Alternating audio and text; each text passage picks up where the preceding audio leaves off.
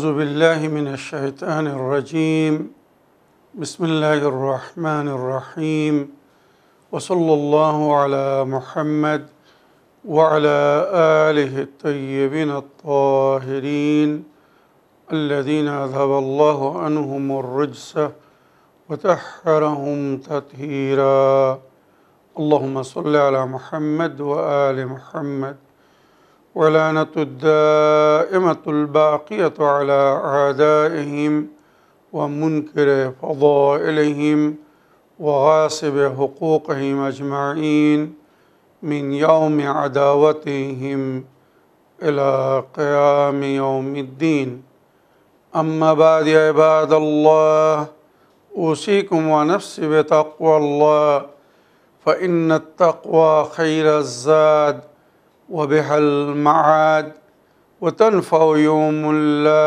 ينفع فيه مال ولا بنون إلا من أتى الله بقلب سليم وصلى الله على محمد وعلى آله الطيبين الطاهرين اللهم صل على محمد وآل محمد وعجل فرجهم আমার প্রিয় দর্শক ও শ্রোতাবৃন্দ আসসালামু আলাইকুম ওয়া রাহমাতুল্লাহি ওয়া বারাকাতুহু। আপনাদের সকলকে আন্তরিক সালাম ও শুভেচ্ছা জানিয়ে আজকের অনুষ্ঠান ইসলামিন বাংলায় আপনাদেরকে স্বাগতম জানাই। আশা করি আপনারা যে যেখানে আছেন ভালো আছেন, কুশল ও মঙ্গলে আছেন, সুখে থাকুন, শান্তিতে থাকুন, সমস্ত প্রকারের দুঃখ কষ্ট থেকে মুক্তিতে থাকুন। আল্লাহ রব্বুল আলামিনের কাছে এই কামনা করি। যারা অসুস্থ আল্লাহ তাদেরকে সুস্থতা দান করুন, যারা ঋণে ভুগছে আল্লাহ তাদেরকে ঋণ মুক্তি করুন। ওইরূপ যাদের জীবনে কোনো প্রকারের অভাব বা অশান্তি আছে আল্লাহ রব্বুল আলামিন তাদের সকলের জীবনে সুখ শান্তি দান করুন ও সকলের মনোকামনা ও আশাকে পূরণ করুন। আমিন ইয়া রাব্বাল আলামিন। এই দোয়ার সঙ্গে আজকের পর্ব শুরু করতে চলেছি। বিনা কোনো ভূমিকায় সরাসরি আপনাদের পাঠানো পেন্ডিং প্রশ্নের উত্তর দিতে চাই। তাই আসুন দেখি কোথা থেকে কে কি প্রশ্ন করছেন বা কে কি জানতে চাচ্ছেন। আগে একটি বা দুটি লিখিত চিঠি পড়ব, তারপরে ইনশাল্লাহ আপনাদের পাঠানো ভয়েসমেল বা অডিও রেকর্ডিং প্লে করব। সালামুন আলাইকুম, জনাব মৌলানা সাবির রেজা সাহেব, আমি নদিয়া জেলা থেকে সুরাজ শেখ বলছি। আমার প্রশ্ন হলো, হজরত শাহ চেরাগ রহমাতুল্লাহ আলাইহ কে ছিলেন, ওনার সম্পর্কে আপনি একটু বলবেন। ওয়ালাইকুম আসসালাম ও রহমতুল্লাহি ওয়া বারাকাতুহু। আমার প্রিয় ভাই সুরাজ শেখ সাহেব, আপনার চিঠি লেখার জন্য আপনাকে ধন্যবাদ জানাই। আপনি হজরত শাহ চেরাগ রহমতুল্লাহ আলাইহের সম্পর্কে জানতে চেয়েছেন। হজরত শাহ চেরাগ রহমতুল্লাহ আলাইহ উনি ইমামে মুসা কাজিম আলাইহিসসালামের ছেলে এবং ইমামে রেজা আলাইহিসসালামের ভাই ছিলেন। ওনার আসল নাম হচ্ছে আহমদ বিন মুসা বিন জাফর। ওনার আসল নাম হচ্ছে আহমদ, তবে ওনার মৃত্যুর পরে উনি শাহ চেরাগ নামে বিখ্যাত হয়েছিলেন। তার কারণ কি ছিল আগে বলছি। ওনার পুরো নাম আহমদ বিন মুসা বিন জাফর। উনি ইমাম মুসা কাজিম আলাইহিসসালামের ছেলে, ইমামে রেজা আলাইহিসসালামের ভাই ছিলেন। আর উনি ইরাকে জন্মগ্রহণ করেছিলেন। অধিকাংশ রাওয়ায়াতের মধ্যে বা হিস্ট্রিতে যেটা লেখা হয়েছে। আর ইরানের শহর সিরাজ, ওখানে ওনার পবিত্র সমাধি। ওনার পিতা ইমাম মুসা কাজিম আলাইহিসসালাম, ওনার মা জননী উম্মে আহমদ। আর উনি বড় সম্মানিত স্থান রাখতেন আহলে বায়তের মান্যকারীদের নিকটে, তাই ওনাকে সৈয়দুস সাদাত বলে ডাকতেন।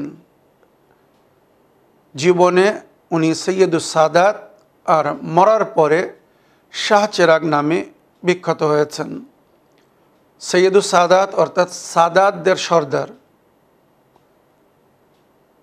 ওনার এবং ইমামে রাজা আলাইহিস সালামের মা আলাদা ছিল, কিন্তু পিতা এক ছিলেন, ইমাম মুসা কাদিম আলাইহিস সালাম। আর ইমামে মুসা কাদিম আলাইহিস সালাম নিজের এই ছেলেকে খুব ভালোবাসতেন, যত্ন করতেন।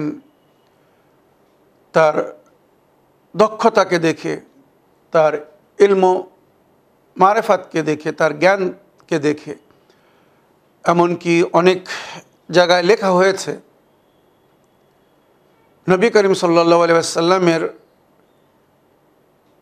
ভবিষ্যবাণী ছিল পরস্পর কে ইমাম হবে। এই ভবিষ্যবাণী যদি না থাকতো তো সাধারণ পাবলিক ইমাম মুসা কাদিম আলাইহিস সালামের পরে হয়তো এনাকে ইমাম রূপে গ্রহণ করত। ইনি এত শিক্ষিত ছিলেন, ওইরূপ মুত্তাকি ও পরহেজগার ছিলেন, আল্লাহর ভয় রাখতেন। তাই ইমাম মুসা কাদিম আলাইহিস সালামের শাহাদাতের পরে অনেকেই এনার কাছে আসে বা এনার মায়ের কাছে আসে আর এসে বলে, আপনার ছেলেকে আমরা ইমাম রূপে গ্রহণ করছি বা মানছি। তো মাও নেক নারী ছিলেন, সুতরাং উনি বললেন, এ বিষয়ে তাকে জিজ্ঞাসা করো যাকে তোমরা ইমাম রূপে গ্রহণ করতে চাচ্ছ।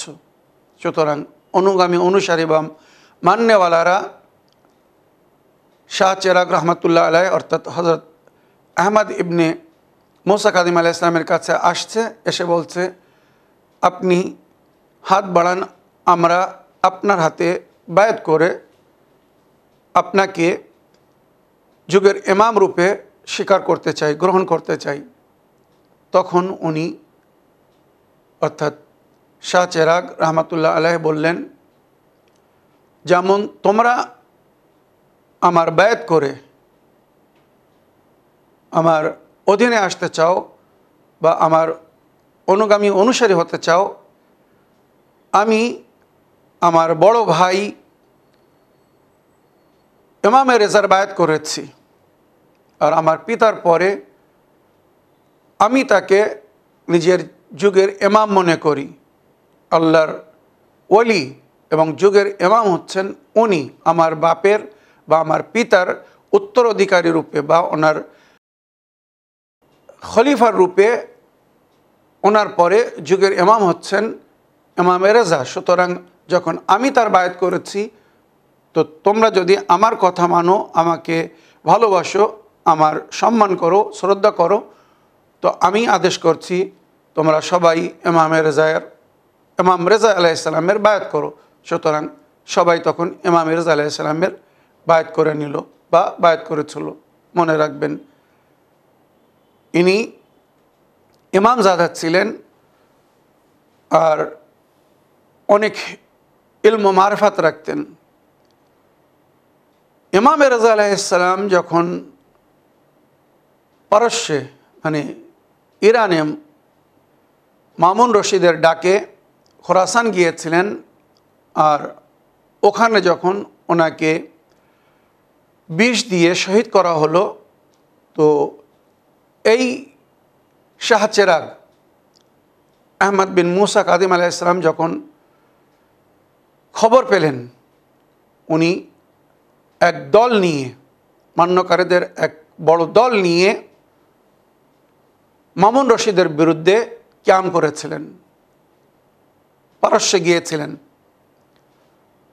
যখন সিরাজ নামক স্থানে পৌঁছেছিলেন, যেখানে ওনার পবিত্র সমাধি বা কবর, শাহ চেরাগ নামে বিখ্যাত ইরানে, জালিম নাসিবিরা, আহলে বাইতের দুশ্মনরা কয়েকবার ওই রওজার উপরে আক্রমণ করে হামলা করে রওজাকে ভাঙার চেষ্টা করেছিল। আহলে বায়তের অনেক অনুসারী ও অনুগামীদেরকে গুলি মেরে শহীদ করে দিয়েছিল। গত কয়েক বছর আগের ঘটনা আপনারা সব টিভিতে দেখেছিলেন বা শুনেছিলেন। সুতরাং ইতিহাসে লেখা হয়েছে যখন উনি ওখানে পৌঁছেছেন তো মামুন রশিদের সৈনিক বা সিপাহী অবরোধ সৃষ্টি করে, বাধা সৃষ্টি করে। কেননা ইনি নিজের সাথীদেরকে নিয়ে সরাসরি মামুনের দরবারে যাচ্ছিলেন। যখন এই খবর মামুন পেল তখন নিজের সৈনিক পাঠিয়ে রাস্তায় মানে তার দরবারে পৌঁছানোর আগে এদেরকে যেন শেষ করে দেওয়া হয় অর্ডার দিল। সুতরাং সিরাজে ওখানে নাকি মামুন রশিদের সৈনিকের সঙ্গে বা সিপাহীর সঙ্গে সংঘর্ষ হয়, মোকাবেলা হয়, আর ওখানে ওনাকে শহীদ করে দেওয়া হয়। আর শহীদ করার পরে ওনার বা ওনার সাথীদের মানে পার্থিব শরীরকে, পবিত্র শরীরকে জঙ্গলে নাকি ফেলে দেওয়া হয়, দাফনও করা হয় না, জঙ্গলে ফেলে দিয়ে তারা চলে যায়। এবারে সন্ধ্যা হলে, রাত হলে ওনার শরীরের কাছে নাকি অটোমেটিক চেরাগ জ্বলতো, একটি জ্যোতি বা আলো ওখান থেকে বাইর হতো। সুতরাং গ্রাম অঞ্চল ছিল সেই সময়, প্রাচীন যুগের কথা, গ্রাম অঞ্চল ছিল। এটা কিন্তু 203 হিজরির কথা বলছি।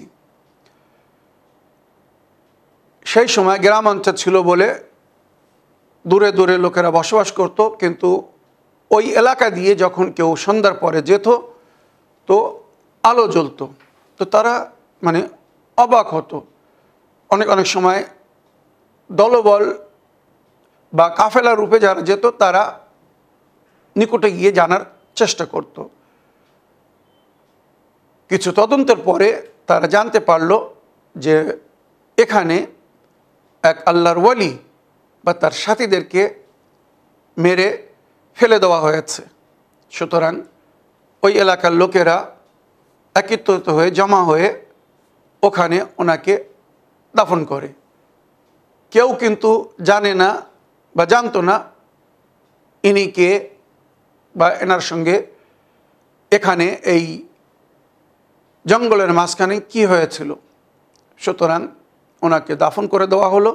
দাফন করার পরেও যে কারণে ওনার নাম শাহ চেরাগ বিখ্যাত হয়েছে, দাফন করার পরে ওনার কবরের কাছে নাকি ওইরূপ অটোমেটিক দিয়া জ্বলতো, বাতি জ্বলতো, চেরাগ যাকে বলা হয়, আর ফার্সি ভাষায় চেরাগ বলে, অটোমেটিক চেরাগ জ্বলতো। সন্ধ্যার পরে, সন্ধ্যা হলে, সূর্য অস্ত গেলে ওখানে অটোমেটিক চেরাগ জ্বলতো।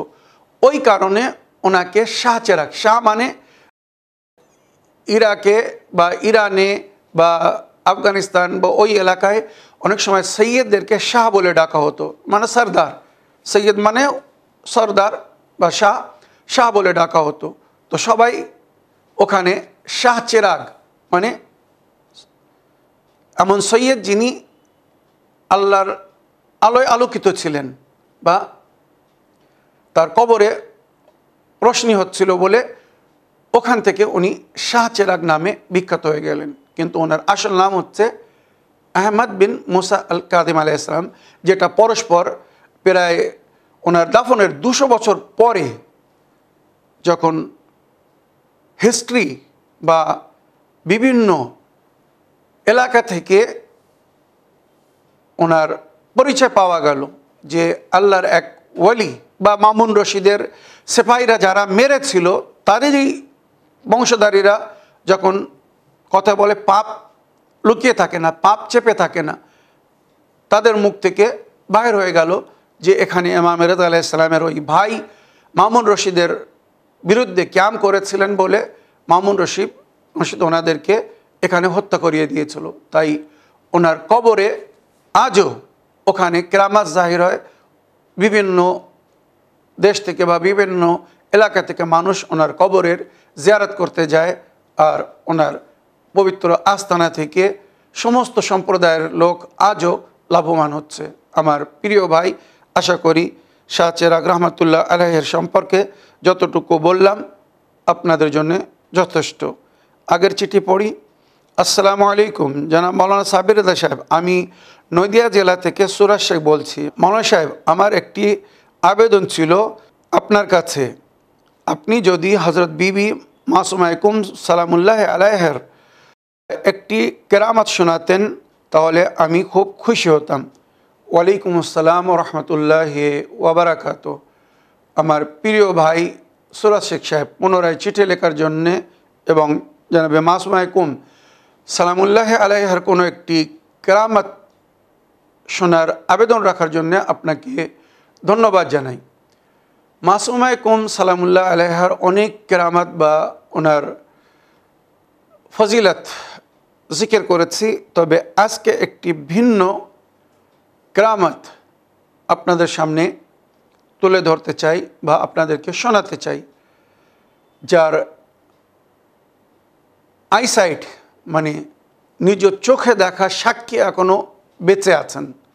আর এই ঘটনা শুনিয়েছিলেন হযরত আয়াতুল্লাহ আল উযমা নাসির মাকারিম সিরাজি সাহেব, যিনি আমাদের বিখ্যাত একজন বুজুর্গ আলিমে দিন আয়াতুল্লাহ বা মারজায়ে তাকলিদ, আর উনি এখনও বেঁচে আছেন। এটা কিন্তু ওনার এক শিষ্য বা শাগিরদের ঘটনা আমি শোনাতে যাচ্ছি। এখানে লেখা হয়েছে, রাশিয়া যখন স্বাধীন হয়, আপনারা জানেন রাশিয়ায় অনেক দেশ আছে, অনেক অঞ্চল বা রাজ্য আছে মুসলমানদের, পরিপূর্ণ সেখানে মুসলমানদের বসবাস। সুতরাং সেই স্বাধীন দেশের মধ্যে বা রাজ্যের মধ্যে একটি রাজ্যের নাম হচ্ছে নাখজুয়ান।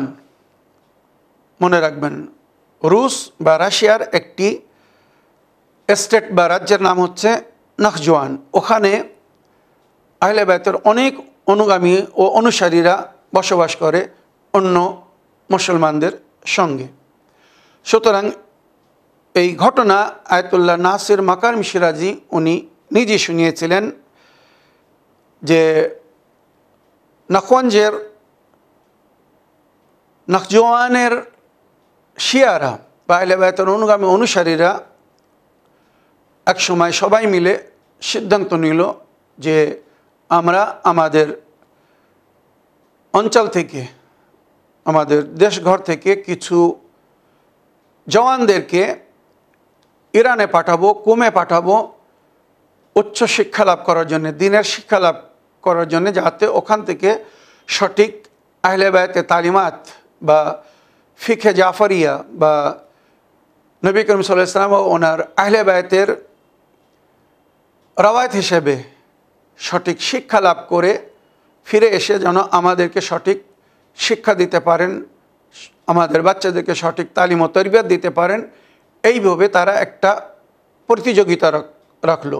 সবাইকে তো পাঠানো যায় না, তো তারা, যেটা আপনারা জানেন, আজও ইরান থেকে বিভিন্ন দেশে মানে ডেলিগেশন যায়, কয়েকজন মাওলানারা গিয়ে ওখানকার যুবকদের, নওজওয়ান যারা ধার্মিক শিক্ষা লাভ করতে চায়, হয়তো আধুনিক শিক্ষায় তারা অনেক শিক্ষা লাভ করেছে, তো তাদেরকে এনকারেজ করে মানে মোটিভেট করার জন্যে সেখানে গিয়ে তাদেরকে বলা হয় যে তোমরা দুনিয়াবি তালিমের সঙ্গে সঙ্গে যদি দ্বীনি তালিম, ধার্মিক তালিম অর্জন করো তো তোমাদের স্থান অনেক উচ্চ হবে, আর তোমরা সাধারণ মানুষকে সুন্দরভাবে গাইড করতে পারবে, বোঝাতে পারবে। একজন সাধারণ ছেলে, যুবক যদি দ্বীনের শিক্ষা লাভ করে অন্যদেরকে বলে, শেখায়, নিশ্চয়ই পারবে। কিন্তু একজন ডাক্তার, একজন ইঞ্জিনিয়ার বা একজন ব্যারিস্টার, ওকিল, এই ধরনের শিক্ষিত ব্যক্তিরা যখন দ্বীনের শিক্ষা লাভ করে আর সঠিক জিনিসকে জানে, তখন এরা কিন্তু সমাজের উপরে একটা সুন্দর প্রভাব ফেলে। শিক্ষিত ব্যক্তি খুব সুন্দরভাবে সাজিয়ে বা সংযত হয়ে কথা বলে আর তাদের প্রভাব পড়ে সমাজের উপরে। সুতরাং এই মানে প্রসেস এখনও কিন্তু জারি আছে। সুতরাং ওখানে একটি প্রতিযোগিতা রাখা হলো, পরীক্ষা নেওয়া হলো, যেখানে এই ঘটনার মধ্যে উল্লেখ হয়েছে 300 যুবক অংশ নিয়েছিল। এর মধ্যে 50টি যুবক ওই প্রতিযোগিতায় বা পরীক্ষায় পাশ করেছিল। আর তাদের পাসপোর্ট নিয়ে বা নাম ঠিকানা সহ তাদেরকে কুমে উচ্চশিক্ষা লাভ করার জন্য পাঠানোর ঘোষণা করা হলো। ভালো করে মন দিয়ে শুনবেন। এবার এখান থেকে আসল কেরামত শোনাতে চাই। ওই 50টি যুবক যারা ওখানে সফলতা অর্জন করেছিল ইন্টারভিউতে বা পরীক্ষায়, তাদের মধ্যে একটি যুবক ছিল যে দৃষ্টিহীন ছিল, তার চোখে আলো ছিল না। মানে 99% সে দেখতে পেত না, 1% হয়তো সামান্য একটু ধুন্দলা মতো দেখত। মানে কোনো রকম সে রাস্তা চলতো বা বেরিয়ে বেড়াতো, কিন্তু কোনো জিনিস সে লিখতে পড়তে পারতো না, যা কিছু শুনে শিখেছিল সে। চিন্তা করুন। সুতরাং এই যুবককে সিলেক্ট করা হলো। এবারে যেদিন কুম যাওয়ার জন্যে বাস বা হাওয়াই জাহাজ যে ব্যবস্থা করা হয়েছিল, সবাইকে এক জায়গায় হতে বলা হয়েছিল। জাস্ট সেই সময় তার অবস্থাকে দেখে ওই অঞ্চলের বা ওই এলাকার যে কমিটি এই দায়িত্ব পালন করছিল, তারা সিদ্ধান্ত নিল যে এর দৃষ্টির অভাব, সেখানে গিয়ে কি করবে, কি করে পড়াশুনো করবে। আর ইরানে এমন কোনো মাদ্রাসা বা হাউজা ইলমিয়া নেই যেখানে অন্ধদেরকে শুধু শুনিয়ে শিক্ষা দেওয়া হয়। তো কি করে এ কন্টিনিউ করবে? তো তাকে ক্যান্সেল করে দেওয়া হলো, রিজেক্ট করে দেওয়া হলো যে এ যাবে না, এ গিয়ে কি করবে, এ শিক্ষা লাভ করতে পারবে না, এর দ্বারা হবে না। সুতরাং যখন তার পিতা এই খবর পেল, খুব দুঃখিত। তার পিতা এসে ওই লুজনা বা ওই কমিটির সামনে হাত জোড় করলো, তাদের কাছে অনুরোধ করলো যে আমার ছেলেকে আপনারা কুম পাঠিয়ে দেন। আমার বিশ্বাস সে যেভাবেই হোক শিক্ষা লাভ করে আসবে, আর তার মাধ্যমে এই এলাকার যুবকরা, ছেলেরা বা বাচ্চারা শিক্ষা লাভ করবে, সুন্দর তারবিয়াত পাবে। পিতার অনুরোধে কমিটি পুনরায় তাকে গ্রহণ করে নিল, আর তাকেও কুমে যাওয়ার জন্যে অনুমতি দেওয়া হলো। সেই সময় ওখানে ভিডিও ক্যামেরার মাধ্যমে, বর্তমান যুগেরই কথা, ভিডিও ক্যামেরার মাধ্যমে সবাইকে মানে শ্যুট করা হচ্ছিল, ফটো নেওয়া হচ্ছিল বা ভিডিও শুটিং চলছিল। এর ওপরে ক্যামেরা রেখে ভালো করে এর ভিডিও বানানো হলো এবং এর ফটোও তোলা হলো। আর ওখানে লাগিয়ে দেওয়া হলো যে একজন এমন যুবকও শিক্ষা লাভ করার জন্যে, পড়াশোনার জন্যে কমে যাচ্ছে, যে দৃষ্টিহীন, যার চোখে আলো নেই, কিন্তু তার স্মরণশক্তি ভালো, তার সিক্স সেন্স স্ট্রং। সুতরাং সবাই ওখানে দোয়া দিয়ে তাকে বিদায় দিল। এবারে শুনুন, কুম আসছে। কুমে পৌঁছানোর পরে সমস্ত ছাত্ররা যা সেই নিজের নিজের মাদ্রাসার দিকে, যে যে মাদ্রাসার জন্য সিলেক্ট হয়েছিল, ওখানে অনেক মাদ্রাসা আছে আপনারা জানেন, তো যা সেই নিজের মাদ্রাসায় চলে গেল। এই বেচারা, এই যুবক যার ঘটনা আমি শোনাচ্ছি বা শোনাতে চাই, বিশেষ করে আয়াতুল্লাহ নাসির মাকাম সিরাজি সাহেব যার সম্পর্কে বলেছেন, এই যুবক মাদ্রাসায় না গিয়ে ওখান থেকে মানে বাস থেকে নামার পরে সিধে গিয়েছে কোথায়?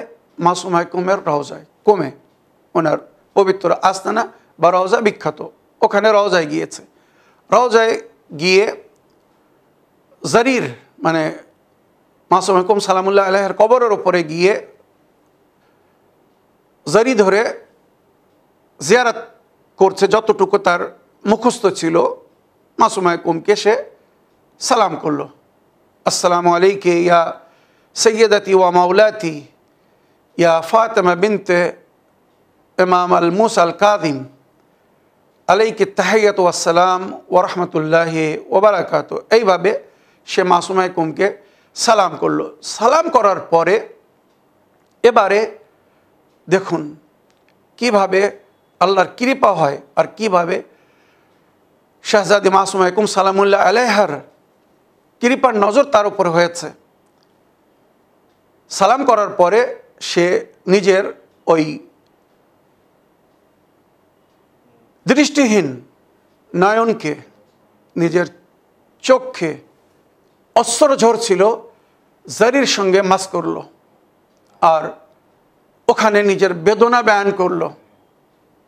আয় শাহজাদি, আয় মাসুমা কুম সালামুল্লাহ আলাইহা, আপনার দরবারে অনেক ছাত্ররা এসেছে, এখান থেকে শিক্ষা লাভ করে তারা নিজের দেশে গিয়ে দ্বীনের শিক্ষা দিচ্ছে, তালিম দিচ্ছে। আমিও আল্লাহর হুকুম অনুযায়ী, যেটা কোরআনে জিকির হয়েছে, তোমাদের মধ্যে এক গ্রহ ফালাউলা নাফারা মিন কুল্লি ফিরকাতিন তায়েফা, সমস্ত ফেরকার মধ্যে থেকে যদি এক দল যায় শিক্ষা লাভ করতে, আর শিক্ষা লাভ করে ফিরে এসে নিজের দেশে ঘরে মানুষকে যদি সঠিক শিক্ষা দেয়, দ্বীনের শিক্ষা দেয়, নবী ও নবীর আহলে বায়তের তালিমাতকে পৌঁছে দেয়, তো এদেরকে আল্লাহ অনেক আজর ও সওয়াব দান করবেন এবং এদের মাধ্যমে পরিবেশ পরিবর্তন হবে, সুন্দর হবে, সমাজ এরা গড়ে তুলবে। এইভাবে ওই আয়াতের তাফসিরে উল্লেখ হয়েছে, নবী করিম সাল্লাল্লাহু আলাইহি ওয়াসাল্লাম বা আহলে বায়ত যেটা বলেছেন। ও এইভাবে নিজের মনের কথা জানাবে মাসুমা কুমকে বলছে, শাহজাদি, আমিও এই আশা নিয়ে এই শহরে, আপনার শহরে, আপনার দরবারে এসেছি যে আমিও শিক্ষা লাভ করে ফিরে গিয়ে আমার দেশের ঘরের যুবকদেরকে, বাচ্চাদেরকে আমিও সঠিক দ্বীনের শিক্ষা দিতে চাই, তাদেরকে দ্বীনের তালিম দিতে চাই।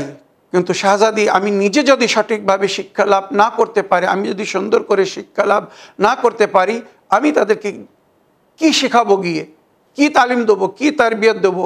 আমার চোখে আলো নেই, দুই চোখ দিয়ে পানি ঝরছে। আর বলছে মাসুমা কুম, আমার চোখে আলো নেই, আমি যদি নিজে না দেখতে পাই, রওয়ায়াতগুলো না দেখি, তাফসির না দেখি, কোরআন আয়াত যেগুলো আমার শিক্ষকরা আমাদেরকে দেখাবেন, বলবেন, পড়াবেন, আমি যদি সেগুলো না দেখতে পাই, তো আমি কি করে অন্যদেরকে দেখাবো, কি করে অন্যদেরকে পড়াবো? এইভাবে সে কাজ ছিল। আর মাসুমা কুমকে বলছিল, শাহজাদা, আমার উপরে নজরে করম করুন, আমার উপরে কৃপা করুন, আর আল্লাহর কাছে আমার জন্য সুপারিশ করে দিন, আল্লাহ আমার চোখের যেন আলো ফিরিয়ে দেয়, জ্যোতি ফিরিয়ে দেয়, আমি যেন পুনরায় এই দুনিয়াকে ভালো করে দেখতে পাই, বা আমি কোরআন হাদিসকে যেন সুন্দরভাবে দেখতে পাই, আর সঠিকভাবে শিক্ষা লাভ করে আমি যেন আমার দেশে ফিরে গিয়ে আল্লাহর বান্দারা যারা এখনও সঠিক শিক্ষা রাখে না বা আহলে বায়তের তালিমাত থেকে যারা দূরে আছে, আমি যেন তাদেরকে আহলে বায়তের তালিমাত দিতে পারি।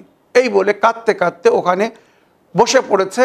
আর বসার পরে জারিতে মাথা রেখে, মানে এত লম্বা সফর থেকে এসেছিল, সবাই নিজের মাদ্রাসা চলে গিয়েছিল, আর বিবি মাসুমা কুমের রওজায় এসেছিল। সুতরাং ক্লান্ত অবস্থায় সে জারির ওপরে মাথা রেখে ঘুমিয়ে পড়ল। এটাও একটা কোনো আল্লাহর ইশারা হতে পারে। যেই সে মানে ঘুমিয়ে পড়েছে, চোখ বন্ধ হয়ে এসেছে, এমন সময় সে স্বপ্নের মাধ্যমে দেখছে মাসুমা কুম সালামুল্লাহ আলাইহা তাকে বলছে, তার নাম নিয়ে, আয় অমুক,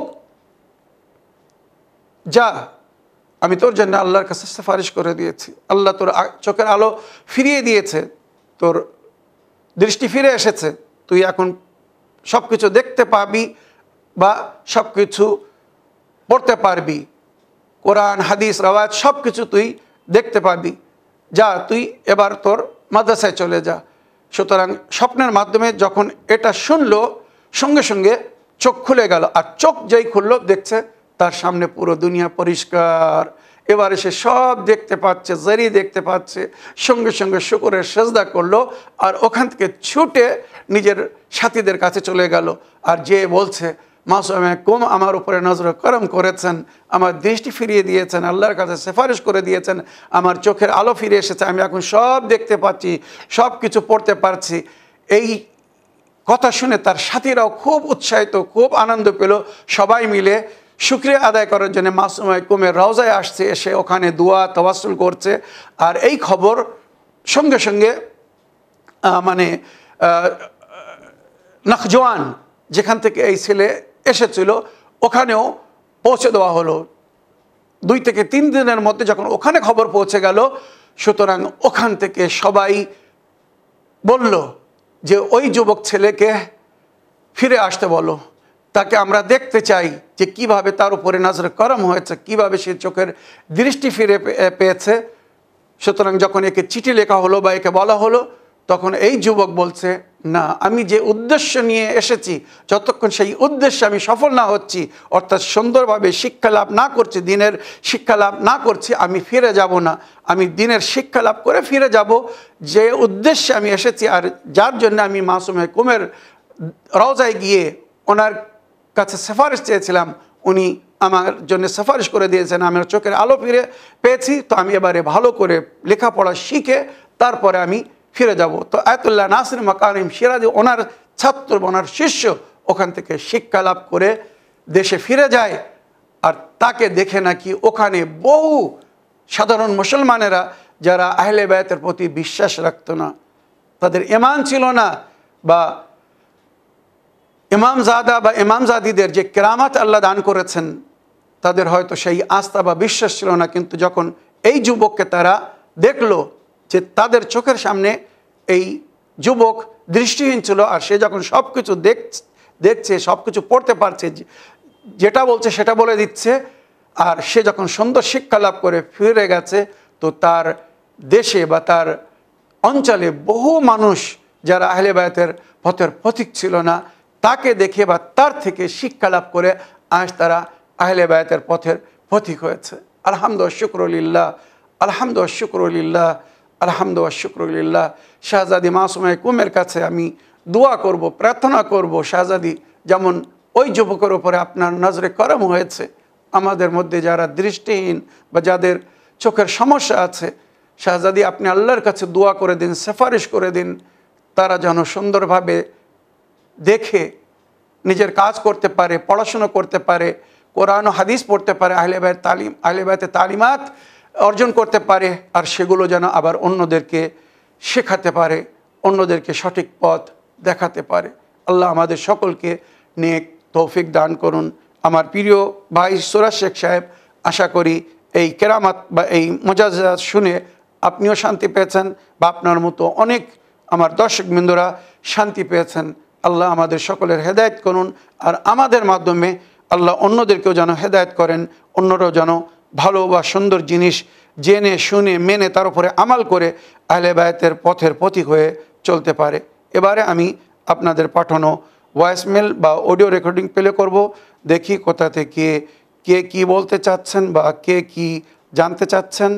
সালামু আলাইকুম রহমতুল্লাহ বারাকাতুহু। প্রিয় আকা শ্রোতাবিন্দু সকলের প্রতি সালাম রইল। আমরা বিগত 2017 সাল 26শে ডিসেম্বর থেকে এই উইং চ্যানেল একইভাবে শুনে যাচ্ছি বা শুনছি। তাতে থেকে আমরা আল্লাহ আমাদেরকে হেদায়েত করেছে এবং অনেক উপকৃত হয়েছি। শত বালা বসে মুসিবত বিপদ আপদ সমস্ত কিছু এড়িয়ে আমরা এই পথকে আঁকড়ে ধরেছি, এবং আমরা পঞ্জতন পাক আহলে বায়াত 14 মাসুমিন 12 ইমাম এই সম্বন্ধে অনেকে হয়তো জ্ঞাত ছিল না। তাতে থেকে আমরা অনেক কিছু জানতে পেরেছি। প্রত্যেকটা এপিসোড আমাদের কাছে খুব পছন্দনীয় এবং প্রিয়, মানে অতুলনীয়, যার তুলনা নেই। আর অনেক কিছু বলার ছিল বা আছে, কিন্তু সময়ের অভাব, আর শ্রোতাগণ অনেক সদস্য আছেন, অনেকে অনেক কথা বলবেন। এই পর্যন্ত আমি শেষ করলাম।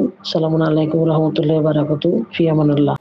ওয়ালাইকুম আসসালাম ওরহমতুল্লাহি ওবরাকাতুহু। আমার প্রিয় আপাম্মানি, আপনার এত সুন্দর ফিডব্যাক দেওয়ার জন্য আপনাকে অসংখ্য ধন্যবাদ জানাই। আপনি বহুদিন ধরে আমাদের অনুষ্ঠানকে ফলো করছেন, সেগুলো মন দিয়ে শুনছেন, দেখছেন, শুনছেন এবং সেগুলো আবার অন্যদের কাছে পৌঁছে দেওয়ারও চেষ্টা করছেন। আপনারা অনেক পরিশ্রম করেছেন এই আহলে বায়াতের পথের পথিক হওয়ার জন্যে, অনেক দুঃখ কষ্ট আপনাদেরকে সহন করতে হয়েছে। তারপরেও জানাবে আম্মার ইয়াসির বা ওনার মাতা পিতার মতো আপনারা নিজের ইমানকে মজবুত করে ধরে রেখেছেন। চুল পরিমাণে সত্য বা হক পথ থেকে দূরে যাননি, বা সত্য বা হক জিনিসকে জানার পরে সেটাকে অস্বীকার করেননি, অমান্য করেননি। হয়তো অনেক কষ্ট আপনাদেরকে সইতে হয়েছে বা এখনও হয়তো সচ্ছেন, বরদাস্ত করছেন। আল্লাহ আপনাদেরকে নেক হায়াত ও হেদায়েত দান করুন, আপনাদের ঈমানকে আরও মজবুত করুন। আপনারা যেন অন্যদের জন্য বা বিশেষ করে আপনার এলাকার জন্য আদর্শ হতে পারেন, যে এক মহিলা হয়ে কি সুন্দরভাবে সে আহলে বায়াতের পথের প্রতীক হয়ে অন্যদেরকে ওই পথের প্রতীক করার চেষ্টা করছে। আমার প্রিয় আপামনি, আপনাকে অসংখ্য ধন্যবাদ জানাই। আপনাদের সকলের কাছে অনুরোধ, যে যেখান থেকে বা যখন থেকে আমাদেরকে দেখছেন শুনছেন, আপনারা কোথা থেকে কে কিভাবে আমাদের থেকে বা আমাদের অনুষ্ঠান থেকে লাভবান হয়েছেন, কী শিখেছেন, এ বিষয়ে আপনারা নিজেদের মতামত রাখতে ভুলবেন না। আমার প্রিয় আপামনি, অবশেষে আরও একবার অন্তর থেকে আপনাকে ধন্যবাদ জানাই এত সুন্দর ফিডব্যাক দেওয়ার জন্যে। আগের অডিও নিয়ে দেখি কোথা থেকে কে কি বলতে চাচ্ছেন। আসসালামু আলাইকুম সাব্বির রেজা ভাইজান, আশা করি আপনি আপনার পরিবারের সকলকে নিয়ে ভালো আছেন। ভাইজান, আমি বাংলাদেশ থেকে লতা বলছি। ভাইজান, আমার একটি প্রশ্ন। আমরা কারোর সাথে সাক্ষাৎ হলে তাকে সালাম দিই এবং যাকে সালাম দেওয়া হচ্ছে সে সালামের উত্তর নেয়, কিন্তু আজকাল দেখা যাচ্ছে আমরা সালাম দিলে যাকে সালাম দেওয়া হচ্ছে সে সালামের উত্তর নিয়ে পুনরায় আবার সালাম দিচ্ছে। তো দ্বিতীয়বার কি সালাম দেওয়াটা প্রয়োজন আছে? এই ব্যাপারটা যদি একটু বুঝিয়ে বলতেন। আসসালামু আলাইকুম ওয়া রাহমাতুল্লাহি ওয়া বারাকাতুহু। ওয়ালাইকুম আসসালাম রহমতুল্লাহি ওবরাকাত। আমার শ্রদ্ধেয় প্রিয় বোন বা আপা লতা সাহেবা, আপনার ভয়েসমেল পাঠানোর জন্য আপনাকে অসংখ্য ধন্যবাদ জানাই। আপনি জানতে চাচ্ছেন বা জানতে চেয়েছেন, কেউ যদি আপনাকে সালাম করে বা আপনি যদি কাউকে সালাম করেন আর উত্তরে সে যদি আপনাকে সালামুন আলাইকুম বলে, ওয়ালাইকুম আসসালাম ওয়া রাহমাতুল্লাহি ওয়া বারাকাতুহু, এর জায়গায় যদি সে পুনরায় আপনাকে সালাম করে, তো আপনাকে কি উত্তর দিতে হবে? হয়তো আপনি এটা জানতে চাচ্ছেন। তো এই বিষয়ে আমি কোরআনের আয়াত থেকে উত্তর দিতে চাই। সূরা নিসা আয়াত নম্বর 86, 4 নম্বর সূরা আয়াত নম্বর 86তে আল্লাহ রাব্বুল আলামিন বলছেন, ওয়াইদা হুইইতুম বিতাহিয়াতিন, যদি কেউ তোমাদেরকে সালাম করে, তোমাদেরকে সালাম ও শুভেচ্ছা জানায়, ফাতাহাইয়ু বিআহসান মিনহা, তো তার সালামের উত্তর তার থেকে সুন্দরভাবে দাও। যদি তোমাদের কেউ বলে আসসালামু আলাইকুম বা সালামুন আলাইকুম, তো উত্তরে তোমরা বলো ওয়া আলাইকুম আসসালাম ওয়া রাহমাতুল্লাহি ওয়া বারাকাতুহু, মানে তার চেয়ে তো আরও অধিক সুন্দর করে বেশি করে উত্তর দাও। এটাই হচ্ছে আল্লাহ রসুল এরকম কোরআনের আদেশ আমাদেরকে। বে আহসান মিনা আওরুদ্দোহা, আর যদি অধিক না বলতে পারো তো কমস কম যে ভাষায় যেভাবে সে সালাম করেছে তাকে ততটুকু উত্তর দাও। সালামুন আলাইকুম বলেছে, তুমি যদি ওয়ালাইকুম সালাম বলতে চাও অতি উত্তম। ওয়াও থেকে শুরু করা হয়, মানে আপনার উপরেও আমার সালাম। তবে যদি সালামুন আলাইকুম বলেছে, আপনিও তাকে সালামুন আলাইকুম বললেন, কোনো অসুবিধা নেই। কোরআন বলছে আওরুদ্দোহা, যেভাবে সে সালাম করেছে তাকে সেইভাবে পাল্টে দাও, মানে উত্তর দাও। ইন্নাল্লাহা কানা আলা কুল্লি শাইইন হাসিবা, আল্লাহ কিন্তু সকলের হিসাব রাখছেন। সালাম করা সুন্নত, জবাব দেওয়া ওয়াজিব। যে যেভাবে সালাম করবে আর যে যেভাবে উত্তর দেবে, তার বাক্য হিসেবে, তার যে সেন্টেন্স বা শব্দ ব্যবহার করবে, সেই হিসেবে আল্লাহ রাব্বুল আলামিন তাকে আজর ও সওয়াব দান করবেন। তো এখানে আমাদেরকে উৎসাহিত করা হচ্ছে, বলা হচ্ছে যদি কেউ তোমাদেরকে সালাম করে তো সুন্দরভাবে তার উত্তর দাও। যত সুন্দর উত্তর দেবে আল্লাহ তোমাদেরকে তার সুন্দর প্রতিফল বা আজর ও সওয়াব দান করবেন।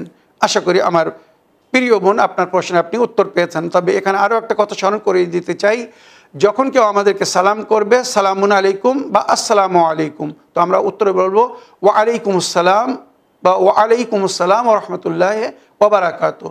এবারে নামাজের সময় সালাম করা নিষেধ। নামাজের সময়, খাওয়ার সময়, বা কেউ যদি মানে টয়লেটে থাকে তো তাকে সালাম করতে নিষেধ করা হয়েছে। এই সমস্ত সময়ে কথা বলা নিষেধ। খোদা না করুক আমি নামাজ পড়ছি বা আপনি নামাজ পড়ছেন, কেউ ভুলে থেকে আমাকে বা আপনাকে সালাম করেছে, সালামুন আলাইকুম। তো এখানে শরীয়ত বলছে যেভাবে সে সালাম করেছে ততটুকু তাকে উত্তর দাও। সালামুন আলাইকুম, উত্তরে বলো সালামুন আলাইকুম। আসসালামু আলাইকুম, উত্তরেও বলো আসসালামু আলাইকুম। এর চেয়ে তো বেশি বলো না, কেননা নামাজে কালামুল বাশার মানে সাধারণ মানুষের মতো কথা বলা নিষেধ। কেউ জেনে শুনে এটা করলে তার নামাজ বাতিল হয়ে যাবে। আমার প্রিয় বোন বা আপা, আশা করি আপনার প্রশ্নে আপনি উত্তর পেয়েছেন। আজকের এপিসোডের শেষ অডিও নিই, দেখি কোথা থেকে কে কি বলতে চাচ্ছেন। সালামু আলাইকুম, আমি শরীফ শেখ বলছি কলকাতা নিউ টাউন থেকে। আশা করি ভালো আছেন। আল্লাহ আপনার ভালো রাখুক, আরো জ্ঞানে বৃদ্ধি করুক। 2000 এপিসোড পূর্ণ হতে চলেছে। আমি 220 থেকে বা 30 এরকম থেকে দেখছি, অর্থাৎ 1860-70 আমি এই এপিসোডের সঙ্গে যুক্ত আছি। আমরা পেলাম আপনার কাছে কি? আপনার কাছে পেয়েছি হচ্ছে শিক্ষা, মানবতা। কোন প্রশংসা করব আপনার? যেটাই করব সেটাই কম, কারণ যা পেয়েছি শরীর পাক থেকে আরম্ভ করে সমস্ত কিছু, আপনাকে যদি না পেতাম তাহলে আল্লাহর কাছে গিয়ে কি জবাব দিতাম? সবারই যে দশা ঘটতো আমাদেরও সেই দশা ঘটতো, কিন্তু আমরা এখন দাবি করে বলতে পারবো আল্লাহর কাছে যে না, আমরা আহলাবাদ পেয়েছি যে সময়, তখন থেকে আমরা আর অন্য কোনো রাস্তায় যাইনি, কোরআনের রাস্তায় আমরা আছি। বাকিটার কি শাস্তি হবে সেটা আল্লাহ পাকে জানেন, কিন্তু আমাদের এই শাস্তি থেকে আপনি মুক্ত করেছেন। আল্লাহ আপনাকে আরো জ্ঞানে বৃদ্ধি করুক, আপনাকে হায়াতে বৃদ্ধি করুক। এছাড়া আমাদের আর কিছু বলার নাই। এইভাবে আপনারা চালাতে থাকুন। সালামু আলাইকুম রহমতুল্লাহ বারাকাতুহু। ওয়ালাইকুম আসসালাম রহমতুল্লাহি ওবরাকাতুহ। আলহামদুলিল্লাহ, শুকরুলিল্লাহ। শরীফ ভাই, আপনাকে অন্তর থেকে অসংখ্য ধন্যবাদ জানাই। এত সুন্দর ফিডব্যাক দিয়েছেন আমাদের নিয়মিত দর্শক, এবং প্রায় প্রথম থেকেই আপনি দেখছেন।